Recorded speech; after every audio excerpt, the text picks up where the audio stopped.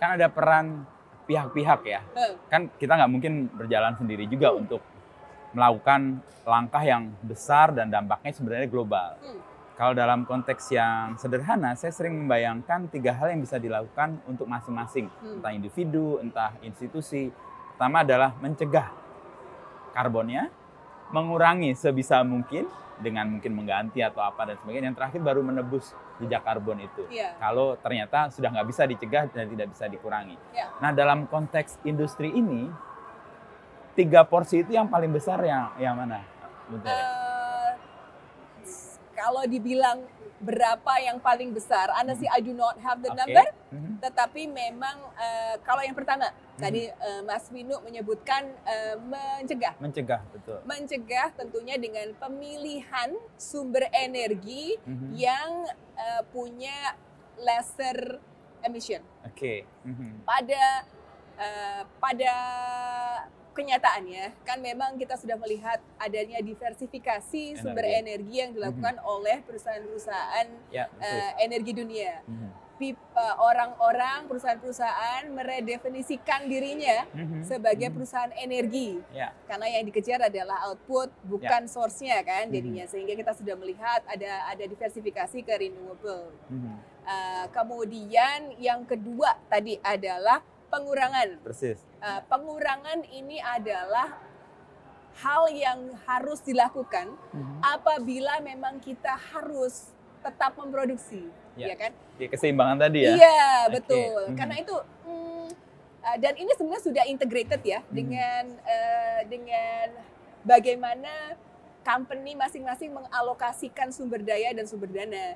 Jadi ketika kemudian semacam proyek-proyek baru untuk bisa dieksekusi, pengurangan emisi itu menjadi determining factor juga untuk alokasi funding. Gitu. Sumber dana itu. Sumber daya dan sumber dana. Ini menarik nih, sumber daya berdampingan. Iya, berdampingan gitu kan jadinya. Yang ketiga tadi apa, Punten? Untuk penebusan. Penebusan untuk karbon. Iya, kan sudah dikurangi, nggak bisa, dicegah juga nggak memungkinkan lagi. Akhirnya adalah jejak karbon itu. Iya, betul. Dan itu kan memang juga diupayakan dengan usaha-usaha netting ya. Jadi membuatnya jadi zeroing out dengan inisiatif-inisiatif yang lain, ataupun juga dengan perdagangan karbon yang juga memang sudah diakomodasi kalau di Indonesia dengan adanya IDX Carbon. Walaupun memang ada banyak yang harus di-improve ya, supaya menjadi lebih efisien. Terutama karena memang apabila strukturnya masih sekarang bersifat sukarela.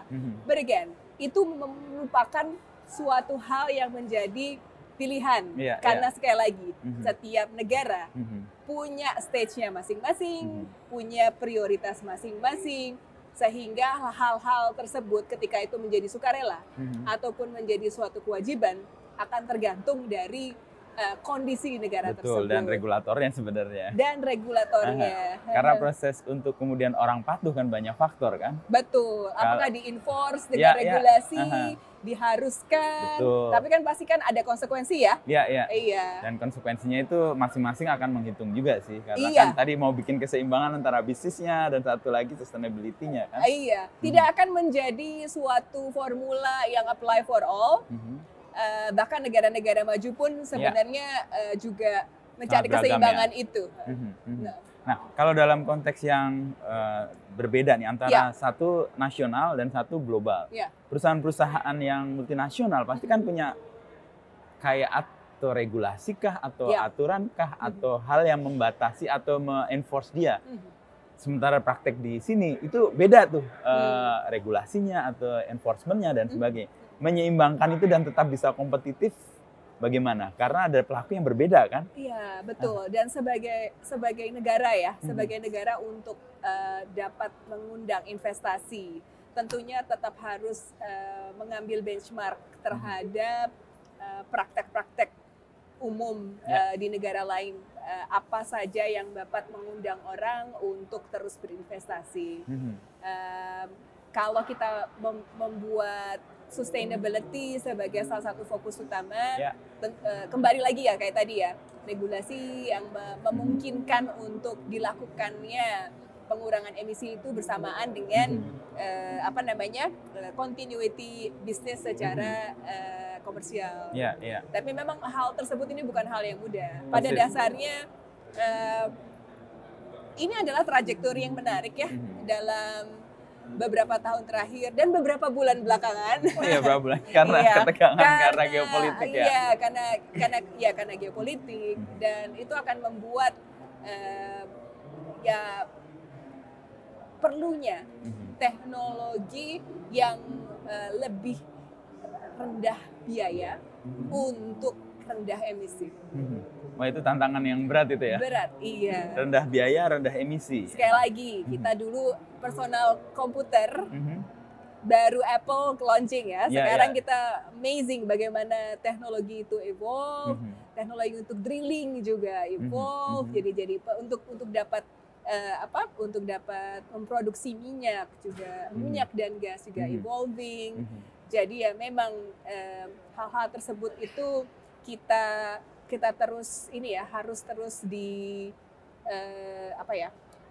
terus digalakan, dibina itu jadinya. If you see the current generation, kita makanya IPA itu banyak banget ya program-program buat anak muda. Itu kita juga banyak membuat advokasi secara di media sosial misalnya untuk melihat realita energi itu seperti apa sih? Satu, kita energi demand-nya sangat tinggi karena populasi akan naik. Kedua, bahwa pada saat ini memang fossil fuel masih memegang peranan yang sangat penting